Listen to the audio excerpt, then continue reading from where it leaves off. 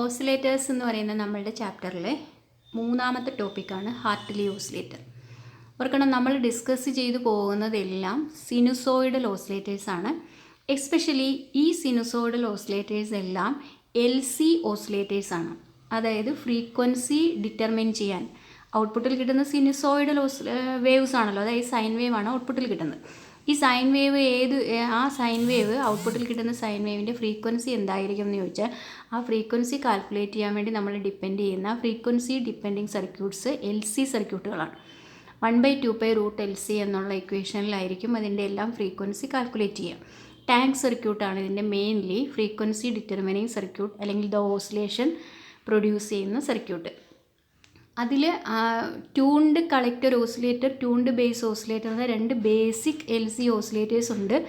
അത് സിലബസ് നോക്കിയപ്പോൾ അത് രണ്ടും കൊടുത്തിട്ടില്ല. അതുകൊണ്ട് നമ്മൾ ഹാർട്ട്ലി ഓസിലേറ്ററിലേക്ക് പോവുകയാണ്.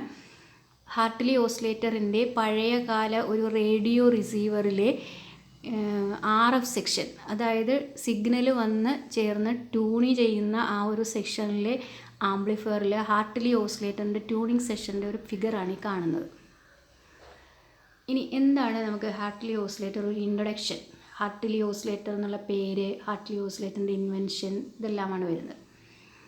The Hartley oscillator is an electronic oscillator circuit in which the oscillator frequency is determined by the tuned circuit. നേരത്തെ പറഞ്ഞല്ലോ, ഇതെല്ലാം LC oscillators ആണ്, consisting of capacitors and inductors.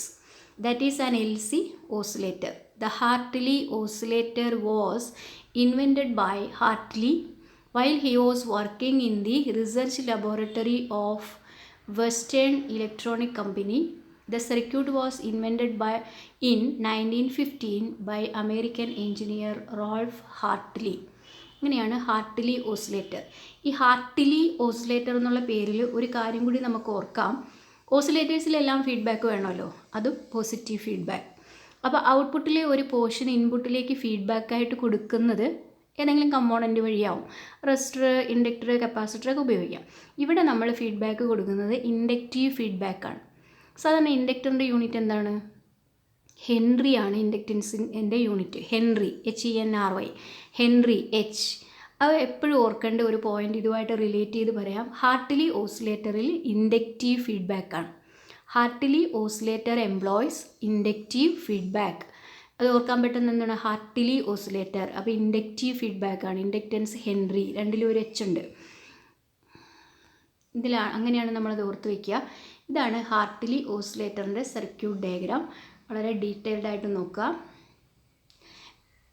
ഇനി നമ്മൾ അങ്ങോട്ട് പഠിക്കുന്ന LC ഓസിലേറ്റേഴ്സാണ് എല്ലാം. എല്ലാത്തിലെ ഒരു ആംപ്ലിഫയർ ഉണ്ടാവും. ഓസിലേറ്ററുകളിലെല്ലാം ഒരു ഫ്രീക്വൻസി ഡിറ്റർമിനിങ് അല്ലെങ്കിൽ ഓസിലേഷൻസ് ഫസ്റ്റ് സ്റ്റാർട്ട് ചെയ്യുന്ന ഒരു സർക്യൂട്ട് ഉണ്ടാവും. അതിലൊരു ഫീഡ്ബാക്കും ഉണ്ടാവും. ഇതാണ് നമ്മളുടെ ഫ്രീക്വൻസി ഡിറ്റർമിനിങ് സർക്യൂട്ട്. സിമ്പിൾ ഒരു LC അല്ല. ഈ ഒരു കോയിലിനെ രണ്ട് ഭാഗങ്ങളായി തിരിച്ചിട്ടുണ്ട്, L1 ആൻഡ് L2.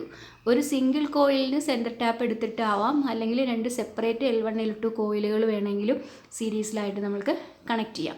പിന്നെ ഒരു കപ്പാസിറ്റർ ഉണ്ട്. വേരിയബിൾ കപ്പാസിറ്റൻസ് യൂസ് ചെയ്യുന്നത് കൊണ്ട് നമ്മൾക്ക് 1/2π√LC എന്നുള്ള രീതിയിൽ പല പല ഫ്രീക്വൻസിയുള്ള സിഗ്നലുകൾ ഔട്ട്പുട്ടായിട്ട് എടുക്കാൻ സാധിക്കും. ഇത് ആസ് യൂഷ്വൽ ഒരു കോമൺ എമിറ്റർ ആംപ്ലിഫയർ ആണ്. R1 R2 ആംപ്ലിഫയറിൻ്റെ potential divider biasing, radio frequency coil എന്നുള്ളതാണ് RFC, കളക്ടർ ലോഡായിട്ട് ആക്ട് ചെയ്യുന്നു. Emitter stabilisation resistor, emitter bypass capacitor എല്ലാം ഉണ്ട്. Output coupling capacitor. അതിനുശേഷം എന്താണ് ഉള്ളത്? LC circuit, frequency determining circuit.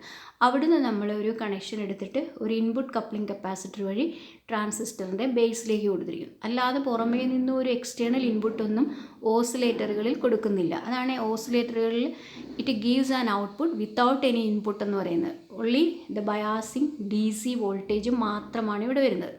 അപ്പോൾ ഇതിൻ്റെ വർക്കിംഗ് എന്ന് പറഞ്ഞു കഴിഞ്ഞാൽ നമ്മൾ സ്വിച്ച് ഓൺ ചെയ്യുന്ന സമയത്തുണ്ടാവുന്ന റൈസ് ആൻഡ് ഫോൾ. ഏത് സമയത്തും നമ്മളൊരു സ്വിച്ച് ഓൺ ചെയ്യുമ്പോൾ ആ സർക്യൂട്ടിലെ കറണ്ട് ഒരു 1 ആംപിയർ ഒക്കെ ആണെങ്കിൽ ആ 1 ആംപിയർ എന്ന സർക്യൂട്ട് വാല്യൂവിലേക്ക് എത്തുന്നതിന് മുമ്പ് ഒരു സഡൻ റൈസ് ആൻഡ് ഫോൾ മിക്കവാറും സർക്യൂട്ട്സിൽ ഹാപ്പനിങ് ചെയ്യും.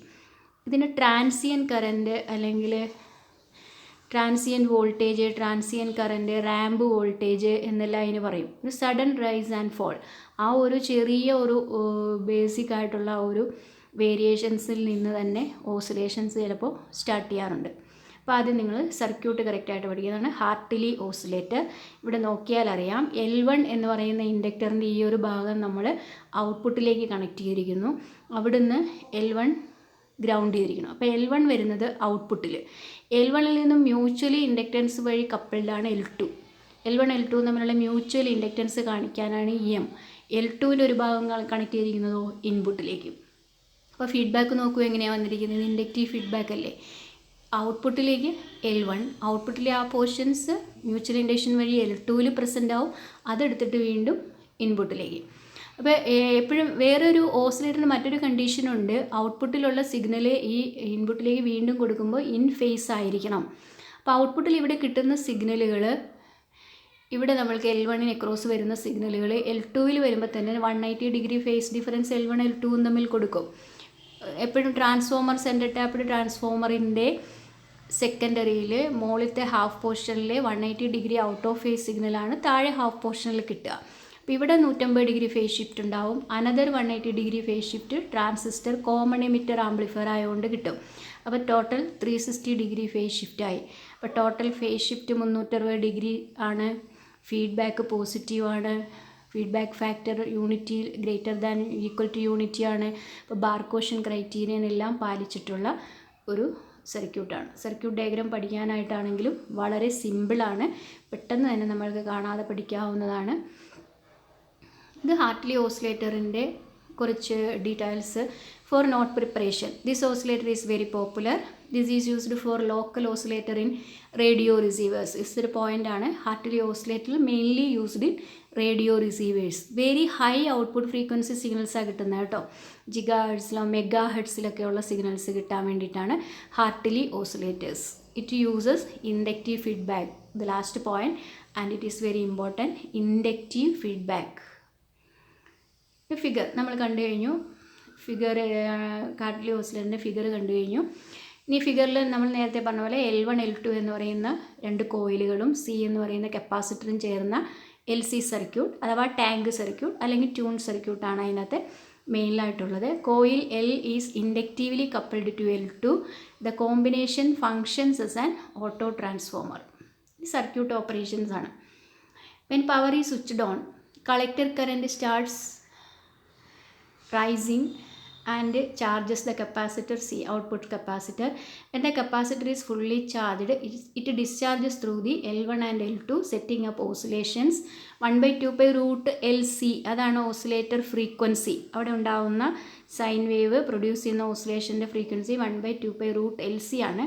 ഇവിടെ L എന്ന് പറഞ്ഞാൽ L1 + L2 ആണെന്ന് മാത്രം.